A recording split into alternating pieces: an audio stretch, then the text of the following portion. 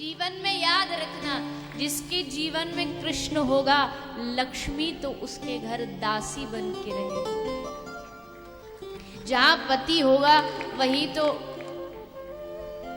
धर्म पत्नी जाएगी।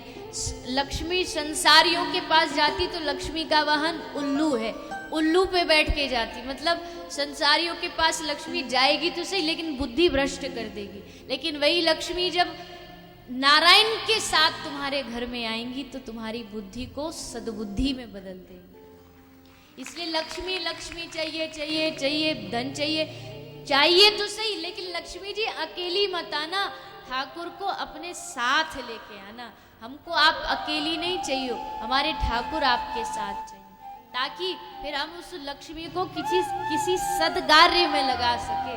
अन्यथा तो आजकल की लक्ष्मी लोग कहाँ लगाते हैं आप सब जानते हैं। क्लब में लगा देंगे, पब में लगा देंगे, शादियों में पानी की तरह बहा देंगे, गलत कार्यों में लगा। सिनेमा में देखो, आप देखते होंगे रोज खबरों में, फलानी फिल्म ने इतना करोड़ कमाया, इतने करोड़ कमाए। ये धन का क्या है? ये कहाँ लग रहा है धन?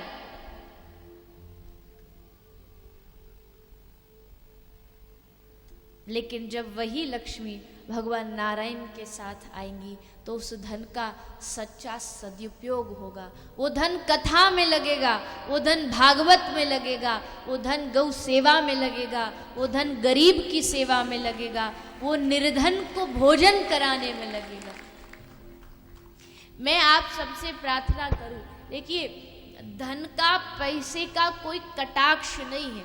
धन कमाना कोई बुरी बात नहीं, और धन आपके पास होना ये भी कोई बुरी बात नहीं। आपको प्रभु खूब दे, मैं तो भागवत जी से प्रार्थना करूं आपके खूब भंडार भरे।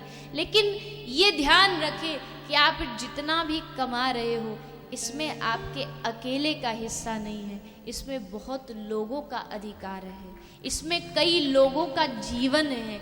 आप जो भी कार्य करते हो उसका 10वां भाग किसी भी गरीब आदमी को, किसी भी गौ माता को, किसी भी असहाय को आप जा करके, आप एक हॉस्पिटल नहीं बना सकते, कोई बात नहीं, आप एक हॉस्पिटल नहीं बना सकते, कोई बात नहीं, आप कुछ नहीं तो एक मरीज को खाना आप खिला दो, ये भी आपकी भक्ति है। आप मान लीजिए आप एक अध्यापक है, आप एक टीचर है और आप 10 बच्चों को ट्यूशन पढ़ाते हैं, तो 10 बच्चों को ट्यूशन पढ़ाना आपकी जीविका है। लेकिन अपनी शिक्षा का सदुपयोग करके ये निर्णय लीजिए, अगर मैं 10 बच्चों को पैसे से पढ़ाऊंगा तो कोई 2 बच्चे जो गरीब है, फीस भरने में असमर्थ है, मैं उनको निःशुल्क शिक्षा प्रदान करूंगा। आप डॉक्टर हैं, आप हजारों का ऑपरेशन करते हो, पैसा लेते हो, लेकिन मुझे 1 महीने में इतने लोगों का इलाज फ्री में करना, ये आप ठान लीजिए।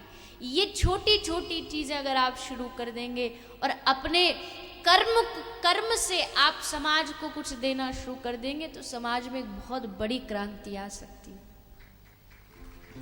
इसलिए प्रार्थना है, धन खूब कमाओ, कोई धन का कटाक्ष नहीं, लेकिन ये याद रखो इस धन में कई लोगों का हिस्सा है, उसको मत भूल। आप अपनी बेटी की शादी में अगर 1 करोड़ रुपया खर्च करते हो, करो, आपकी इच्छा है, आपका पैसा, आपकी बेटी, आपकी मर्जी, लेकिन 1, 2, 5 गरीब की कोई कन्या हो, उनका कन्यादान आप अपने हाथों से कर देना। याद रखना, आपकी बेटी 1 करोड़ से खुश नहीं होगी जितना आशीर्वाद उस गरीब की बेटी की शादी से उसको प्राप्त होगा।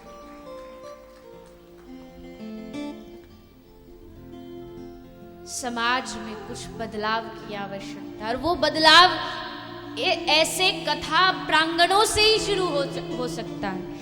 जो अपने आप को कथा से जुड़ा मानते वही प्रयास करें, हम करेंगे, हम कोशिश करेंगे, हम प्रयास करेंगे।